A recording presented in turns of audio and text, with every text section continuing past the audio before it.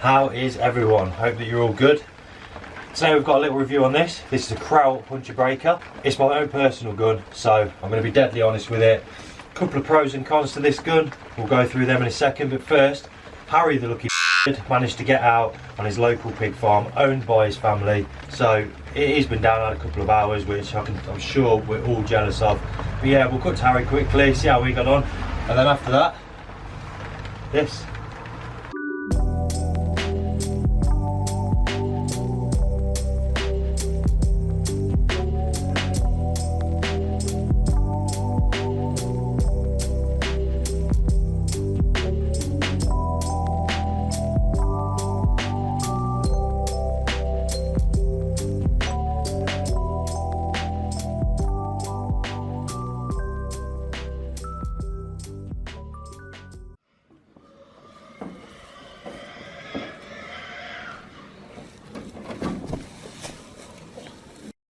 Hey up everyone, it's Harry here from UK Airguns.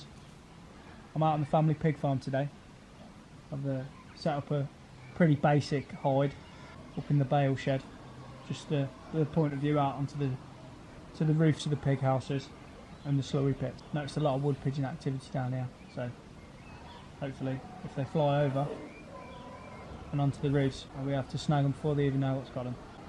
Airarms S410 walnut plastic mounts, 177 calibre, using the Beezy Magnum pellet. You know how we do. Hopefully we get some good results. Just had a wood pigeon coming out about 35 yards. Headshot, clean, nice. First time.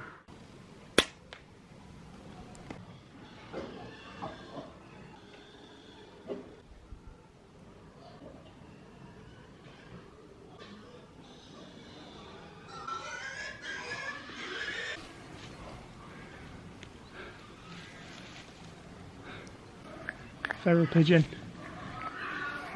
landed in the sow house, probably about 45-yard shot, about half a mil hold over maybe. Dropped like a sack of shit. Dog will be eating well for the next day at least. So we got here at 5:30. It's now 7:30. Had two so far, two pigeons, one feral, one woody, one an hour. It's not the best, but it ain't bad. It's not been a blank, has it? Not that it would have been the end of the world if it was a blank. It's the worst place in the world to be sitting and watching the world go by, I suppose. Gets you out of the house for at least a couple of hours, if anything.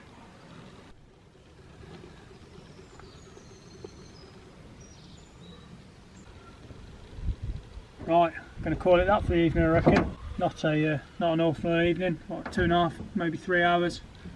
3 birds, bird an hour, not too bad. Done worse, done better though. At least we'll be eating well tonight, I suppose. Right, piss off, I'm going home.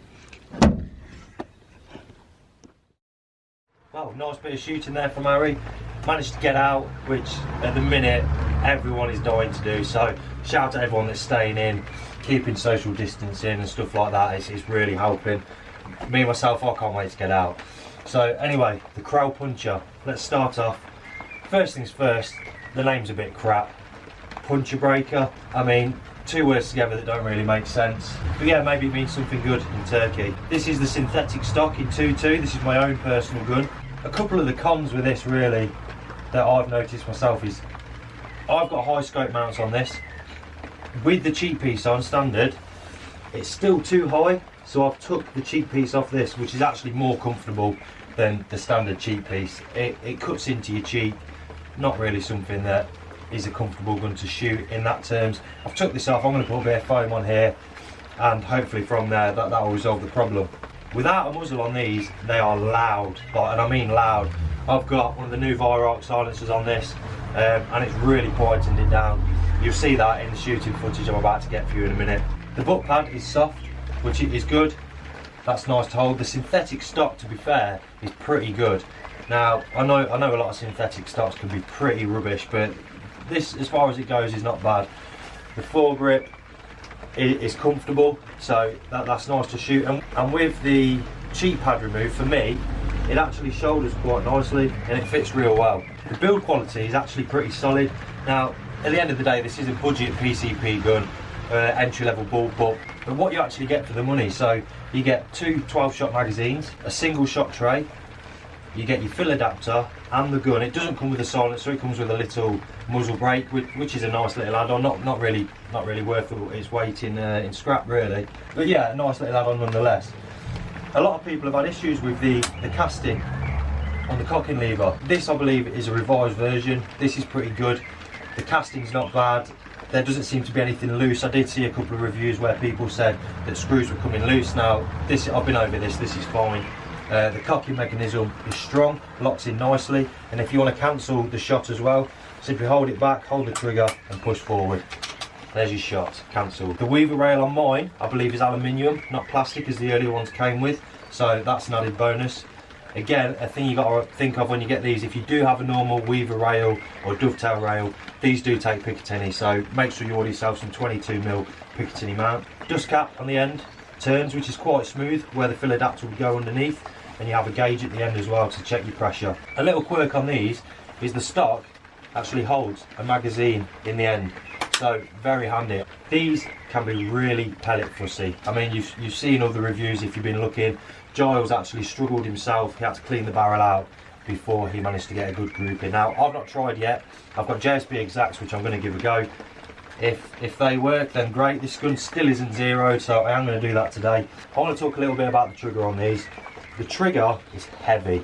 Now, it's not like an R10, not like any of the air arms, anything like that. It's a pretty hard trigger. Now, obviously, you've got a rod that connects to the valve mechanism on these, so it's not going to be as crisp. Now, you can modify these. If you look on Giles's video, you can take the stock off. There is a screw, you can undo it, and that will soften your trigger a little bit. However, if you go too far and undo it, your safety won't engage. The safety on these is a nice positive click. It clicks in really well.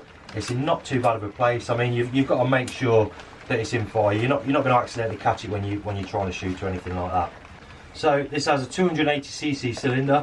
I can't find anywhere that tells me the shot count, and I've not shot it enough yet to know. So that will come up in the future. It has a 21-inch barrel and a full length of 29 inches, which makes for a really compact gun. These also have a power adjuster here, which I believe can turn up in the UK versions to sub 12 foot right down to 6 foot-pound, which is real handy when you're out shooting the ferals. We'll move on to actually shooting the gun and seeing what sort of groupings we can get. So.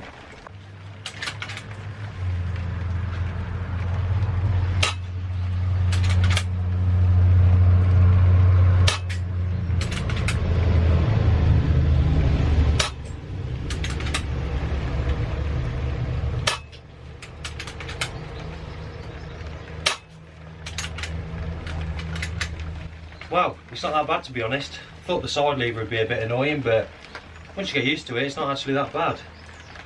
The silencer has made a hell of a difference on this gun. It was extremely loud. I mean, it had a proper bark to it. So if you are going to get one, really think about getting a silencer for it first. The magazine index as well, which I'm happy with. The trigger's not that bad. It's hard. I will be adjusting this. I can deal with it for now. If you are thinking of getting one of these, just bear in mind it has got a couple of flaws, but it's, at the end of the day, it's a budget PCP rifle or an entry bullpup rifle. You're still going to get decent trading if you do look to move up. I have no doubt that this will do everything you need it to. I think I do like this gun. I do really like it. A better cheap piece would have been better. Maybe an adjustable butt pad, but bar that, it's all right. It gets a thumbs up from me, especially for the price. I mean, you can pick these up new for 400 for the bare gun. That's not that bad. That's not bad for a PCP at all. I actually forgot my scope cam, so I can't show you any of the shooting footage, which is annoying, but there will be more to come in the future. This is a personal gun of mine, so you will see it again. But yeah, thanks for coming along, and we'll see you next time. Blessed.